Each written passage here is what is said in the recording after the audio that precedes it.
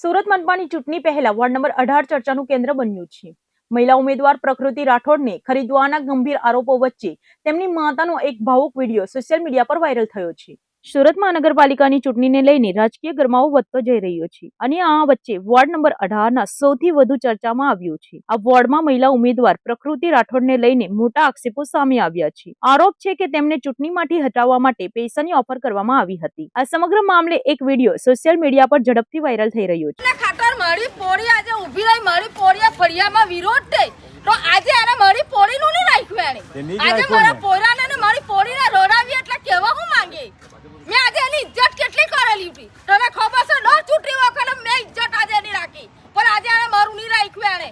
મેં એના દેવ ડેરા કરીને મેં એની મરી ગઈ. મેં એને જેમાં પ્રકૃતિ રાઠોડની માતા અશ્રુભીની આંખે પોતાની વેદના વ્યક્ત કરતી નજરે પડી રહી છે. વિડીયોમાં તેઓ કહે છે કે મારી પોરી જીતે કે ના જીતે પણ તે પૈસાની લુચ્ચી નથી. મારી દીકરી ઇજ્જતની વહાલી છે. માતાના આ શબ્દોએ લોકોના દિલને સ્પર્શી લીધા છે અને સમગ્ર મામલે વધુ ગંભીર બનાવી દીધો છે. આ તરફ ઉમેદવાર પ્રકૃતિ રાઠોડે પણ ખુલાસો કર્યો છે કે ભાજપના સાથે જોડાયેલા 4 લોકો તેમની પાસે આવ્યા હતા. તેમને પહેલા 25 લાખ, ત્યારબાદ 50 લાખ અને અંતે 75 લાખ રૂપિયા સુધીની ઓફર કરી હતી. તેમ છતાં પ્રકૃતિ રાઠોડે સ્પષ્ટ કહ્યું કે તેમને આ ઓફર નકારી દીધી હતી અને પોતાનું ફોર્મ પરત ખેંચ્યું નથી. આક્ષેપો સામે આવ્યા બાદ રાજકીય વર્તુળોમાં હલચલ મચી ગઈ છે. આ મામલો હવે માત્ર એક વોર્ડ પૂરતો મર્યાદિત નથી રહ્યો, પરંતુ સમગ્ર સુરત શહેરમાં ચર્ચાનો વિષય બન્યો છે. હાલમાં આરોપીઓની સત્તાવાર પુષ્ટિ થઈ નથી, પરંતુ વાયરલ થયેલા વિડીયો અને નિવેદનોને કારણે ચૂંટણી પૂર્વક રાજકીય વાતાવરણ ગરમાયું છે. આગામી દિવસોમાં આ મામલે રાજકીય પક્ષો તરફથી પ્રતિક્રિયા અને વધુ ખુલાસા થવાની શક્યતા વ્યક્ત કરવામાં આવી છે.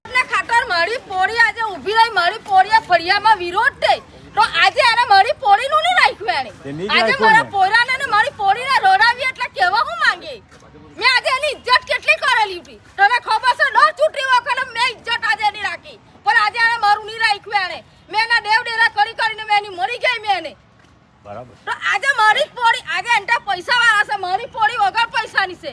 તો મારી પોરી પૈસા લઈને ખોસી જતો આજે માટે તમે બધા ગાડે આવતા કે નહીં આવતા કે નહીં લડવા તમે લોકે 100% તો પછી કઈ નહીં છે ને અમે છે ને તું કાં ગભરાય આખો ગામમાં જોડે બોલે મારી પોરી જો જીઠે કે જોરા ની જીઠે પણ મારી પોરી પૈસાની લુચ્ચી નહીં મળે. મારી પોરી ઇજ્જતની વાલી છે. મારી પોરી હા આજે એના મા બાપનું એને આજે ઇજ્જત રાખેલી છે એના ભાઈનું. કઈ વાંધો નહીં, આપણે જેટલા મોટ મળતા એટલા હું ખેંચી લઉં. પણ સંજયને કે તું મારા હવે બાંધને આવ દીકરા, ભલે મારી જરૂર પડે ને તો હું આ લોકોને બોલાવીશ, પણ હું સંજયને ઉઠલા પર ની ચોરા મે આવે જાય. હા મન તો બહુ ડાઘાટ લાગ્યો પણ ડાઘાટ હું અરે હું જરા કઈ થાય એટલે હું એને ટટ બોલાવું ને હું ત્યાં દોડી જામ, પણ આજે એને મારું માન નહીં રાખ્યું ને મને ટ બોલાવે હુકમ આવું મેં કઈ જવાનું નહીં ત્યારે કેવી એ બોલ્યો તો અમે ભાઈ એવું નહીં બોલવાનું. અરે બોલું તો તે હુકમ ચૂંટણી કરીને હુકમ આટલા હકલો કરીને બોલ્યા નહીં બોલવું જોવે ને ભાઈસન કરવા આવ્યા તો પછી ભાઈસન હુકમ જોઈ નહીં કરાય તમારે. તો આજે તું તા બોલાવે જેનારે ભાઈસન નહીં કરી તેના તું આજે અહીંયા આવ તારે એટલી ભાઈસન કરની આજે મારા ભેગું કરી નાખ તો બધા મારા મોલ્લેના બોલે બધા બરાબર કે ભાઈ તેના તું હું આ જવાબ આપ્યો તને પૈસા ની હું કાકે કમી છે ના. આજે મારી પોરી ખહી ગઈ ઓટે ફોર્મ ખેંચીને તમે આજે ઘર બેઠા બોલવા આવતો અમારી પણ મારી પોરી પૈસાની લાલચ નથી. મારી પોરીને ને મારી પોરીને સીટ મળીને ટિકિટ મળીને સુરા જો આજે આ બધા માણસની વચ્ચે કેમ મારી પોરીની બહુ બધા બોલે છે ને મારી પોરી બધાને વિરોધ થઈને જુદી સુરાભાઈ અહીંયા ટેબલ ભાજપની જો હે ભાઈ ના ના ના મૂકવા જ જોવે જ નહીં. હજુ હા બોલું ભાજો ભર આવે ને એટલે ચાલ નીકળે એ કઈ નહીં જોવા માંગતા. બોલે મારું જે કરે ને કરે કમલની ઉડા દેવા બધા હા બધા કોઈ જોવે નહીં અહીં ગાડી, જોવે નહીં અહીં ગાડી, કોઈ નહીં જોવે. જોવે નહીં બસ વાત જ જોવે નહીં. નહીં અહીં ગાડી. ગામમાં ગામની ઇજ્જત ગઈ છે.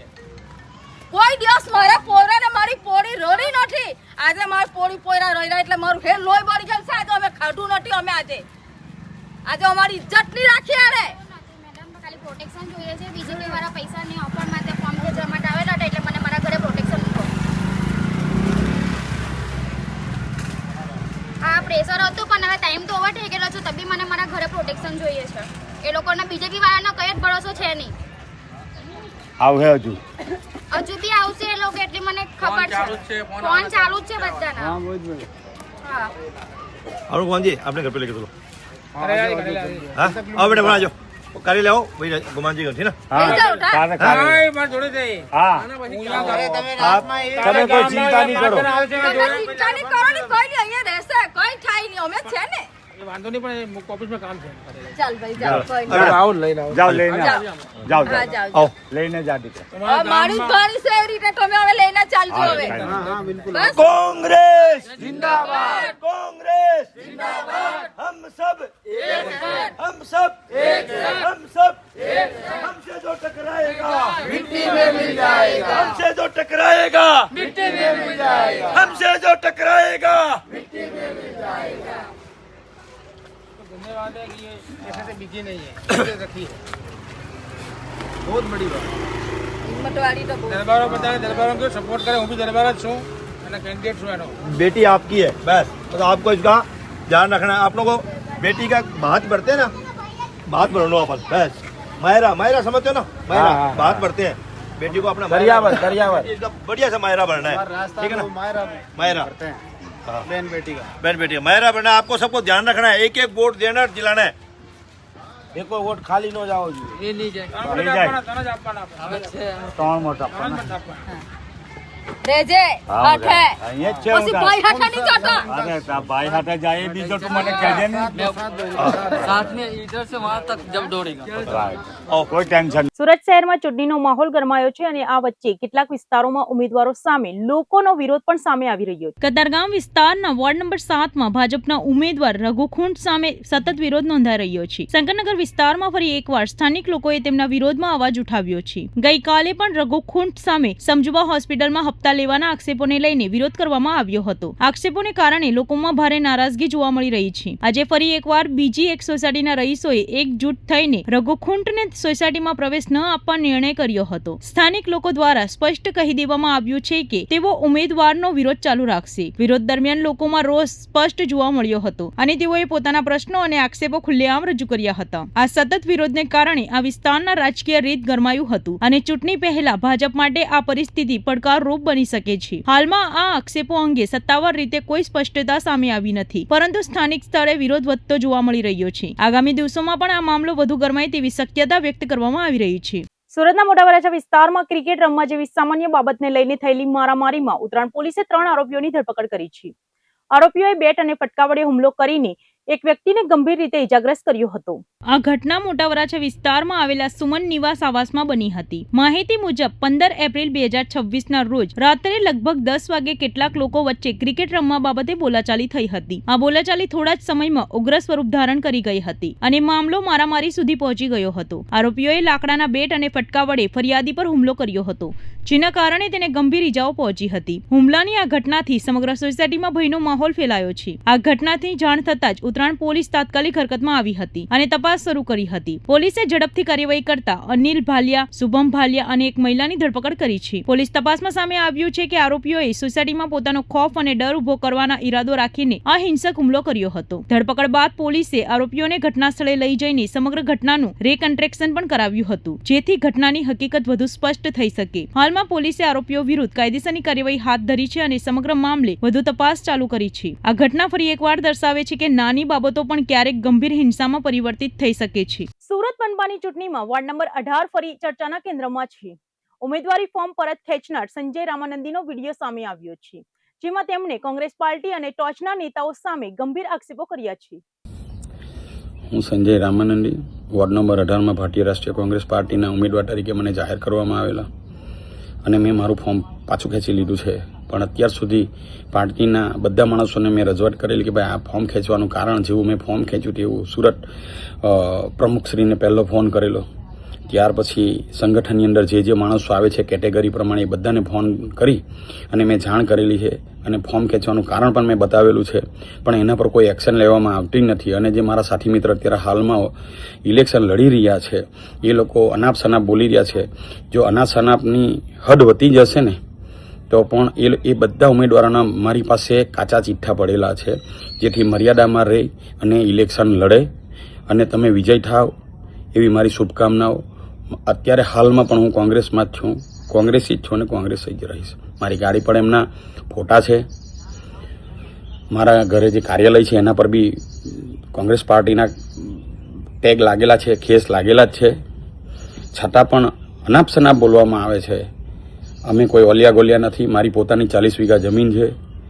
મને કોઈ પૈસાની પડી નથી. હવે હકીકત શું છે એ તમે બધા જાણો. આ લોકો જે મને ચિતરે છે, સંજયભાઈ આમ કર્યું, સંજયભાઈ ફલાણું કર્યું, મોર નાચે ને તો બહુ સ્વરૂપ હોય એને કે પહેલાં તમારા પોતાના તળિયા ચેક કરી લેજો. અને મારી જુબાન નહીં ખોલાવતા. મારી જુબાન જ્યારે ખોલી જાય ને તમારા 7 પેઢીના મૂળિયા કાઢી નાખીશ. મર્યાદામાં રહીને ઇલેક્શન લડજો. હવે મેઇન મુદ્દાનું વાત સાંભળો કે મેં શાના કારણે ફોર્મ ખેંચ્યું છે. 2021ની અંદર જ્યારે મારી વાઇફ સરપંચ રાજ પતિ અને મહાનગરપાલિકાનું રાજ સ્થાપિત થયું, 2021માં સુરત મહાનગરપાલિકાનું જનરલ ઇલેક્શન જાહેર થયું, ત્યારે મારા વાઇફે જાગૃતિબેન રામાનંદીએ ફોર્મ એમને ભારતીય રાષ્ટ્રીય કોંગ્રેસ પાર્ટીએ એમને મેન્ડેટ આપેલું. ત્યારે અમારા સાથી મિત્રોએ ઘણા મિત્રોએ ટિકિટ માંગેલી. એમાં એક કંઈ હાથ લારીનું નિશાન હતું, એક બીજા ભાઈ હતા અને એવી રીતે 3 થી 4 જણા હતા. એમાં હાથ લારીનું જે કંઈ નિશાન હતું એ 7,000 વોટ લઈ ગયેલા. બીજા એક ભાઈ હતા એ કંઈ 4,000 થી 4,500 વોટ લઈ ગયેલા અને એક બીજા ભાઈ હતા એ કંઈ 3200 જેવા વોટ લઈ ગયેલા. એ કોંગ્રેસ પાર્ટીના જ વોટ હતા. લિંબાયત એરિયો એવો છે કે ત્યાં કોંગ્રેસ સિવાય કોઈ ચાલતું નથી. પણ જ્યારે ટિકિટ અને મેન્ડેટનું કામ ચાલે છે ત્યારે તાકાતવાર ઉમેદવારોને મેન્ડેટ આપવામાં આવે છે. પાર્ટીએ એનું કામ કર્યું. પાર્ટીએ કામ કર્યા પછી આ લોકોએ જે વિરુદ્ધમાં ફોર્મ ભર્યા એને શિક્ષાત્મક પગલાં લીધા નથી કે નથી સસ્પેન્ડ કર્યા.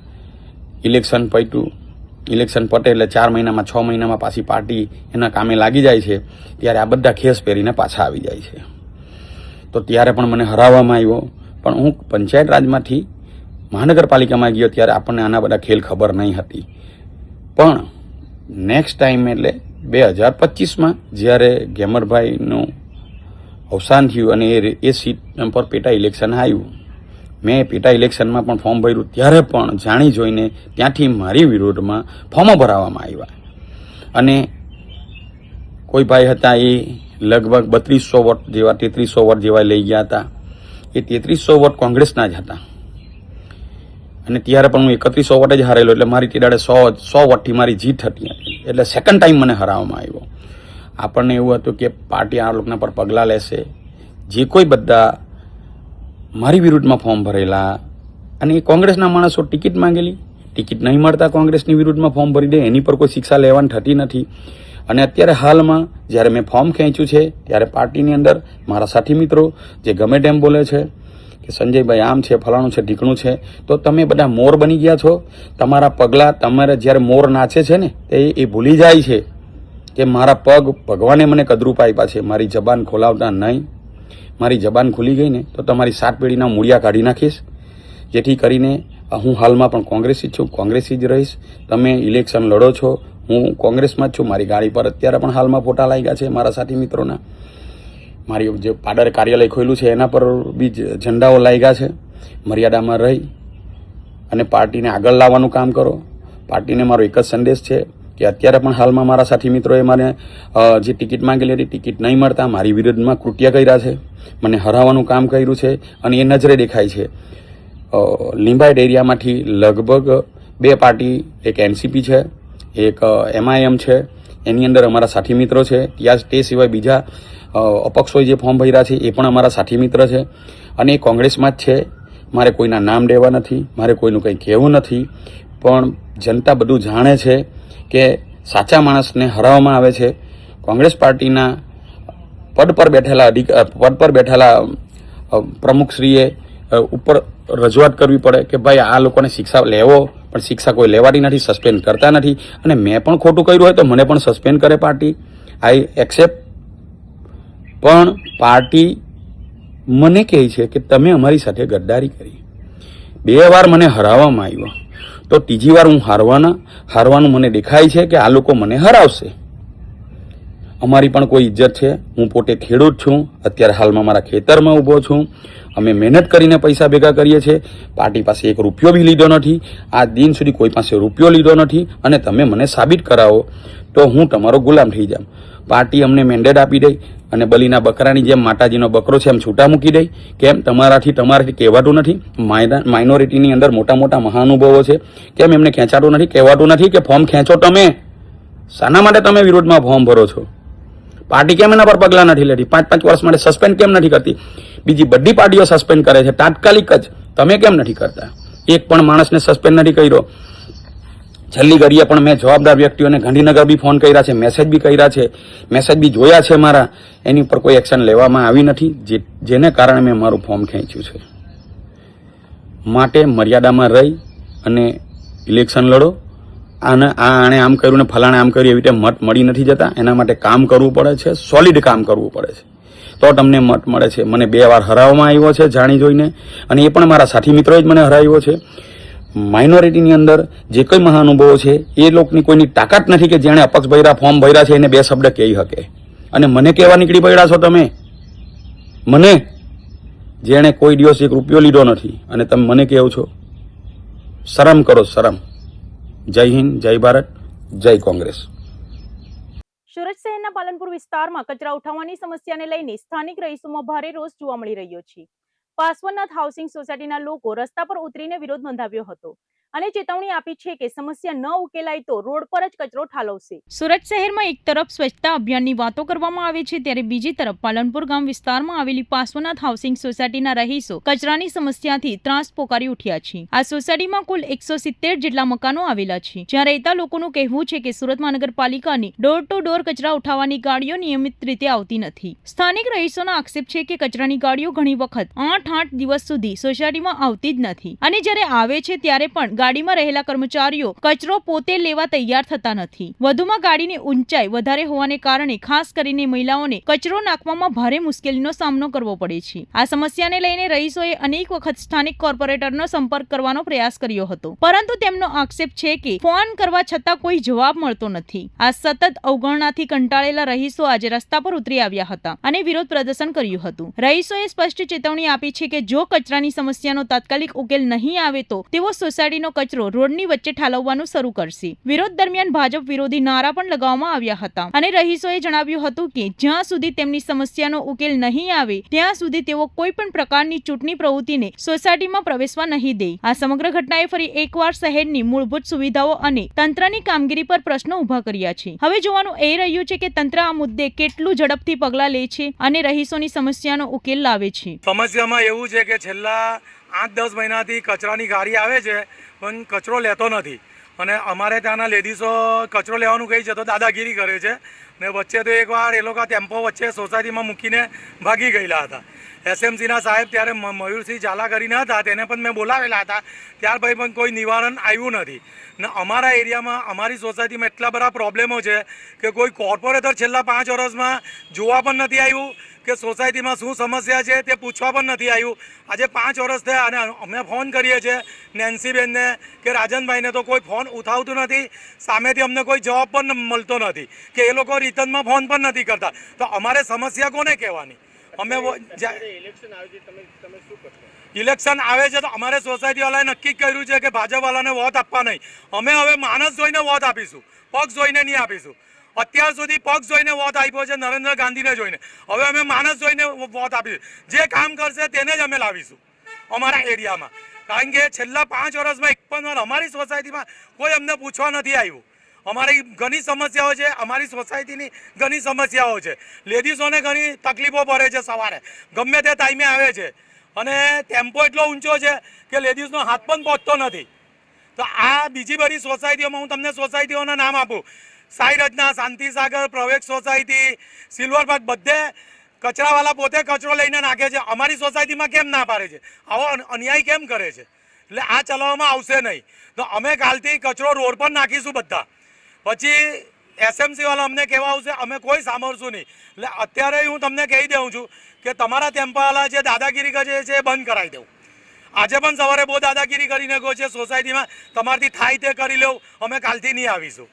એટલે આ મારો પ્રોબ્લેમ છે. કે કચરાવાળાનો બહુ ત્રાસ છે, બહુ તકલીફ છે. એ આવે છે, કોઈનો કચરો લેતો નથી, કોપરેટ કરતો નથી અને દાદાગીરીમાં એવું કરે છે કે ભાઈ તમારાથી થાય તે કરી લો. પણ અમારું એવું કહેવું છે કે કચરાવાળાને પહેલાં તો બોલવાનો રાઇટ નથી. એણે સીધું એના જે કોન્ટ્રાક્ટર હોય એણે જણાવવાનું હોય કે ભાઈ આ સોસાયટીને પ્રોબ્લેમ છે, બરાબર છે. તો હું એમ કહું એને પગાર મળે છે, એ પગાર લે છે, તો પછી અમારી સોસાયટી સાથે આવો અન્યાય શા માટે કરવામાં આવે છે? અને બીજું કે હરેક વાર તહેવારે બોણી પણ લઈ જાય છે, એનો બી અમને કોઈ પ્રોબ્લેમ નથી. ભાઈ કામ કરે છે તો નાનો માણસ લઈ જાય, અમે કોપરેટ કરીએ છીએ તો એ લોકો કેમ કોપરેટ નથી કરતા? અને બીજું અમે વેરો ભરીએ છીએ, અમે સુરત શહેરના નાગરિક છે, અમે વેરો ભરીએ છીએ, અમે ટેક્સ ભરીએ છીએ, અમે બધી રીતે સરકારને કોપરેટ કરીએ છીએ. અને બીજું કે આ જે કોર્પોરેટરો છે એ કોર્પોરેટરો અમને પણ જરાક પણ સપોર્ટ નથી કરતા. ખાસ કરીને નેન્સીબેન માટે હું ખાસ કહીશ કે નેન્સીબેન જેવું કોર્પોરેટર આજ પછી અમે જરાક પણ આ એરિયામાં ઈચ્છતા નથી. અને હું બધા અમારી સોસાયટીને પણ કહું છું અને તમને પણ જણાવું છું કે અમારા એરિયાના કોઈ પણ વ્યક્તિ નેન્સીબેનને વોટ આપશો નહીં, કારણ કે એ વ્યક્તિ કામ કરતી નથી અને સપોર્ટ કરતી નથી. બસ આ એટલી જ ફરિયાદ છે. અને ફોન તો કોઈ દિવસ ઉપાડતા નથી સોસાયટીની નાની મોટી તકલીફો માટે. જ્યાં અમારા પ્રમુખ સાહેબ કહે છે કે ચાલો આપણે નેન્સીબેન પાસે કામ કરાવી લઈએ, તો એ કોપરેટ નથી કરતા, ફોન નથી ઉપાડતા અને આજ પછી બી કોઈ દિવસ ફોલોઅપ પણ નથી લેતા. 5 વર્ષમાં એ કોઈ દિવસ અમને મળવા જોવા કે કોઈ ફોલોઅપ લેવા આવ્યા નથી. બસ આ જ તકલીફ છે, એનું તમારે ધ્યાન રાખીને નિરાકરણ કરવું. ઓકે.